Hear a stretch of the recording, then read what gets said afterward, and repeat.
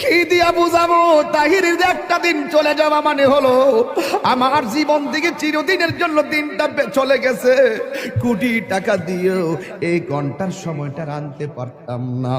এখন আমি শ্বাস ফালাইতাছি, 1 টাকা বিল দেওয়া লাগে না। নদীর পারে হাওয়া খাই, বিল দেওয়া লাগে না।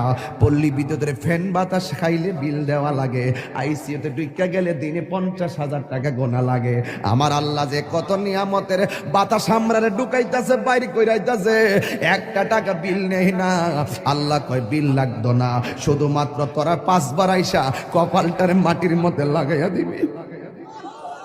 সুবহান রাব্বিয়াল আলা বলবি। দুনিয়ার মালিকের ডিউটি 20 দিন না করলে 20 দিনের বেতন কাটা। আর আমার আল্লাহ তোরে হাজিরা দিছে দৈনিক 5 বার। 1 মাসও হাজিরা দেও না, 2 মাসও দেও না।